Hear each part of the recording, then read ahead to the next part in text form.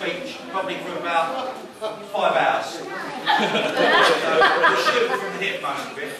But firstly, I'd like to thank Rick for his kind words for the bridesmaids, Tracy and Eleanor. And how nice it was that they both played a part in their day today. I have to say, I thought they both looked wonderful and done an amazing job.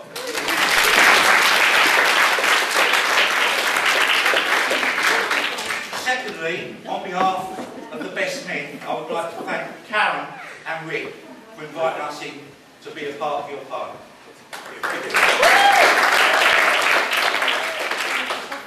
Thirdly, it can't be said enough, doesn't Karen look stunning?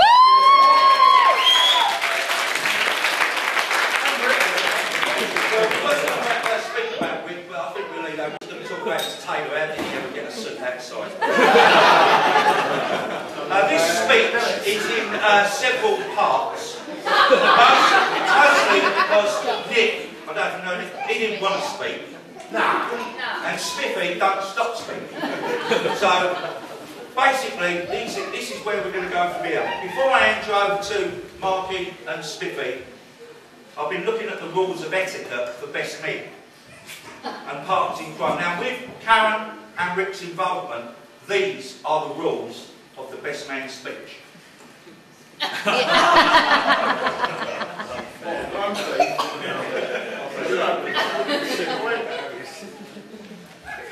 And ladies and gentlemen, I'd like to introduce Mark Dowling.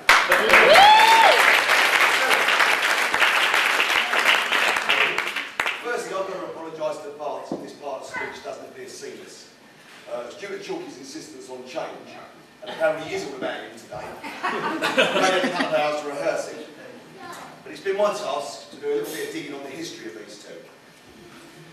Karen was a beautiful baby, with an early sense of fashion. You can see from early days that she turned out to be a good-looking girl. Unfortunately, it's in black and white, doesn't really do her any favours. Again, for the early days, Karen had a very healthy approach to eating.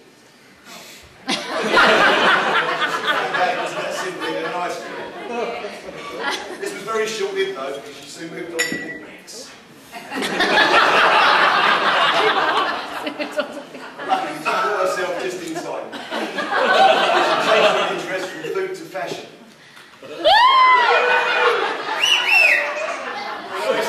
Not always with great success.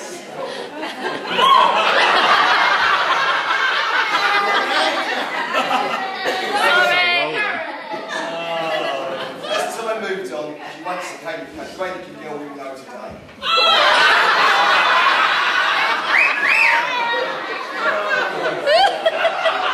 Then she met Rick, who's Australian, who put us to work.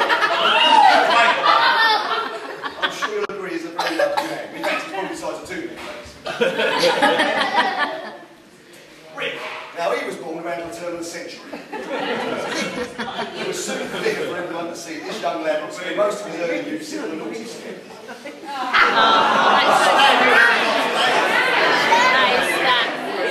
You can see from this little snap of a family day out, we was already a very shy and retiring wallflower.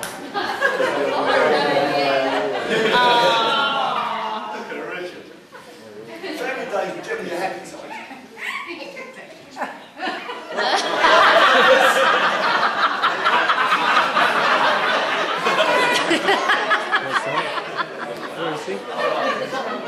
As we know, Rick Ross spent his time to a young schoolhouse in family by his The teachers were amazed that boy lived so close to the real school never actually turned up, unless it was for a photo shoot. What we can't see is the poor image quality in the 1890s, so we've actually highlighted it.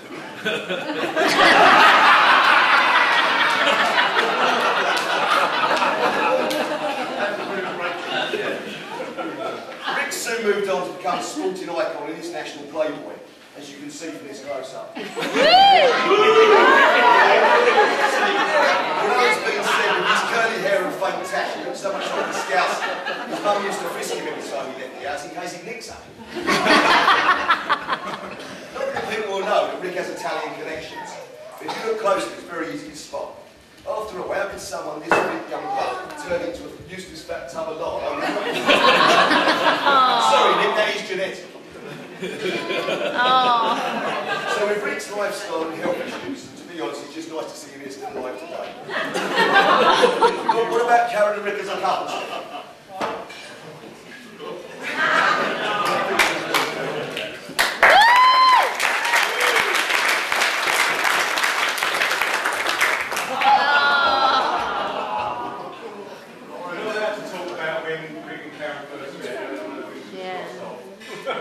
This is an early picture, and I think from this picture, Rick is about 17, and this is Karen paying her 6th birthday. Nevertheless, true love blossomed, and there were many happy times.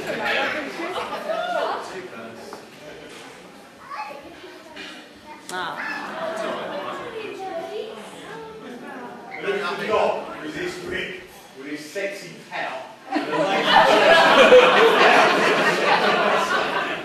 Nevertheless, the first time they got together, true love doesn't always run smoothly, and Karen began to see through his thin veneer. Her love of healthy food wasn't quite shared. Rick's idea of stimulating conversation.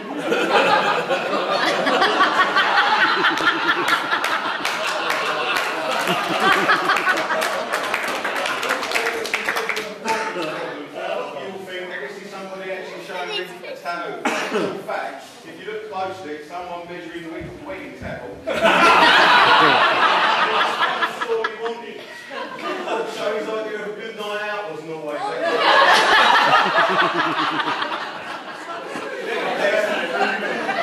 In a relationship, Karen had a full front to the bottom, we had agreed to get back together. Luckily for two people, that was the case.